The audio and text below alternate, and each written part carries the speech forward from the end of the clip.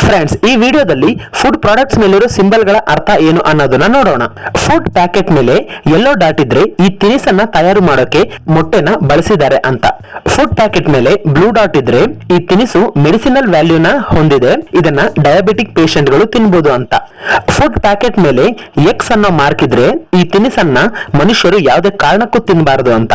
Food packet ಮೇಲೆ 2 ಎಲೆಗಳ symbol ಇದ್ರೆ ಇದೊಂದು ವೀಗನ್ ಪ್ರಾಡಕ್ಟ್ ಅಂತ. ಅಂದ್ರೆ ಈ ತಿನಿಸನ್ನ ತಯಾರು ಮಾಡೋಕೆ ಗಿಡ ಮತ್ತು ಗಿಡಗಳನ್ನ ಪ್ರೋಸೆಸ್ ಮಾಡಿ ತಯಾರಿಸಿದ್ದಾರೆ ಅಂತ. ಪ್ಯಾಕೆಟ್ ಮೇಲೆ ಗ್ರೀನ್ ಡಾಟ್ ಇದ್ರೆ ಈ ತಿನಿಸು ಪ್ಯೂರ್ ವೆಜಿಟೇರಿಯನ್ ಅಂತ. ಪ್ಯಾಕೆಟ್ ಮೇಲೆ ರೆಡ್ ಅಥವಾ ಬ್ರೌನ್ ಡಾಟ್ ಇದ್ರೆ ಈ ತಿನಿಸು ನಾನ್ ವೆಜಿಟೇರಿಯನ್ ಅಂತ. ಫುಡ್ ಪ್ಯಾಕೆಟ್ ಮೇಲೆ F+ ಅನ್ನೋ ಸಿಂಬಲ್ ಇದ್ರೆ ಈ ತಿನಿಸಲ್ಲಿ ತರತರದ ಪ್ರೋಟೀನ್ಸ್ ಮತ್ತು ವಿಟಮಿನ್ಸ್ ಅನ್ನ ಬೆರೆಸಿದ್ದಾರೆ ಅಂತ. ಫುಡ್ ಪ್ಯಾಕೆಟ್ ಮೇಲೆ ಜೈವಿಕ್ ಭಾರತ್ ಅನ್ನೋ ಸಿಂಬಲ್ ಇದ್ರೆ ಈ ತಿನಿಸು 100% ಆರ್ಗ್ಯಾನಿಕ್ ಪದಾರ್ಥಗಳಿಂದ ಮಾಡಿದ್ದಾರೆ ಅಂತ.